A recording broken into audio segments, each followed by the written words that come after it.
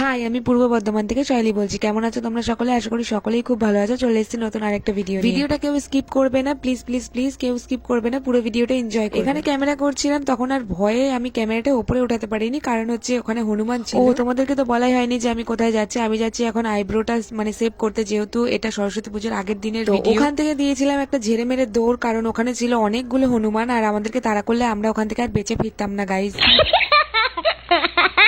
সরস্বতী পুজোর আগের দিন গেছিলাম একটুখানি আইব্রোটা করতে, তার সঙ্গে সঙ্গে একটু হেয়ার কাটও করে নিয়েছি, কারণ অনেক দিন আমি হেয়ার কাট করি না। দেখো আমার এত বড় চুল ছিল আর আমি এইটুকু করে ফেলেছি। যাই হোক, এটা কিন্তু সরস্বতী পুজোর আগের দিনের ব্লগ। সরস্বতী পুজোর দিন আমি কি কি করেছি সেসব দেখতে হলে অবশ্যই কিন্তু আমার এই ফেসবুক পেজটা অবশ্যই ফলো করবে। তো সরস্বতী পুজোর ব্লগটা কিন্তু তোমরা পরের দিনই পেয়ে যাবে, মানে সরস্বতী পুজোর পরের দিনই পেয়ে যাবে, যেহেতু আমি প্রতিদিনই ব্লগ ছাড়ছি, তাই জন্য সরস্বতী পুজোর ব্লগটা তোমরা পরের দিন। তো এখানে আমি, বুনু, ঠাকুমা সবাই মিলে যাচ্ছিলাম হচ্ছে আমাদের পুরনো স্কুলে, যেখানে আমি পড়াশোনা করেছি, মানে ছোটবেলায় প্রাইমারি স্কুল এটা আমাদের। আর রাস্তায় দেখছিলাম যে একটা প্যান্ডেল এখনো তৈরি হয়নি, আগের দিনও এখনো প্যান্ডেল তৈরি হয়নি। যাই হোক, ওদের হাতে ক্যালমা আছে, তাড়াতাড়ি করে তৈরি করে দিতে পারবে। ওটা আমাদের পাড়ার প্যান্ডেল। সত্যি স্কুলে এসে আলাদাই একটা অনুভূতি, মানে সেই পুরনো সব স্মৃতিগুলো সব পাল্টে গেছে, মানে স্কুলটা পুরোই পাল্টে গেছে, সমস্ত কিছু পাল্টে গেছে। আমরা আগে হচ্ছে গিয়ে নিচে বসতাম, এখন সেখানে বেঞ্চ ঢুকেছে, এখানে কোনো গ্রিল ছিল না, কোনো কিছুই ছিল না, শুধু এই বারান্দাটুকু ছিল, তার মধ্যে কোনো দেওয়াল টেওয়াল কিছু ছিল না।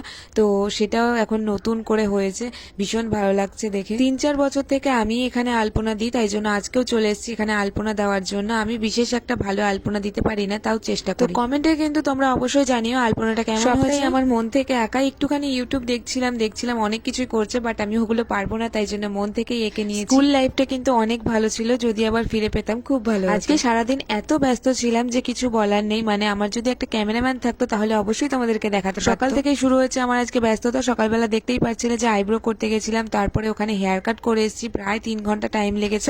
সরি, ওখানে আমার 2 ঘন্টা মতো টাইম লেগেছে। যাই হোক, আবার তারপরে এসেই আমি চলে গেছিলাম স্কুলে আলপনা দেওয়ার জন্য। আর দেখতেই পেয়েছো যে আমি আজকে খাওয়ার কিন্তু একদমই টাইম পাইনি, তাই জন্য এখানে দেখতেই পেলে যে আমি ভাইয়ের থেকে একটু প্রসাদ খাচ্ছিলাম। এবার যেহেতু 2 দিনই সরস্বতী পুজো পড়েছে, তো এখানে আমাদের এখানে আর কি আজকে অনেক পুজো হয়ে গেছে, তো সেটারই প্রসাদ আমি খাচ্ছিলাম। আর তো তারপরে আমি গেলাম দাদুর বাড়ি, তারপরে ঠাকুমার কাছে গেলাম যে একটুখানি এটা আমার মাথায় লাগিয়ে দিতে পারবে। এটা হচ্ছে আগের দিন ভিডিও ছেড়েছিলাম যে এটা হচ্ছে গিয়ে খোল ভেজানো জল, মানে খোলের ওপরে যে জলটা থাকে সেটাই আমি নিয়ে এখন মাথায় দিচ্ছি। প্রচন্ড উপকার পেয়েছি, খুশকিগুলো অনেক কমে গেছে। তোমাদেরকে বলবো বলেছিলাম আর বলা হয়নি, তো এই ভিডিওতে আমি তোমাদেরকে বলে দিচ্ছি যে খুশকি কিন্তু সত্যি কমেছে, তাই জন্য এটাকে আমি আবার ইউজ করছি। তো তোমরাও কিন্তু এটা ট্রাই করতে পারো, এটা একটা খুব ভালো জিনিস। যার ইচ্ছে হবে সে কিন্তু অবশ্যই ট্রাই করতে পারো, আর যার ইচ্ছে হবে না সে একদমই ট্রাই করো না। গন্ধ মানে বিশেষ একটা কোনো গন্ধ নেই, বাট আবার একটা উগ্র গন্ধও আছে। তো যারা যারা ইচ্ছে আছে তারা ট্রাই করতে। আজকে বললামই তো যে খুব ব্যস্ত ছিলাম, তাই বেশি কিছু ভিডিও করতে পারিনি। আজকের মতো এইটুকুই, টাটা।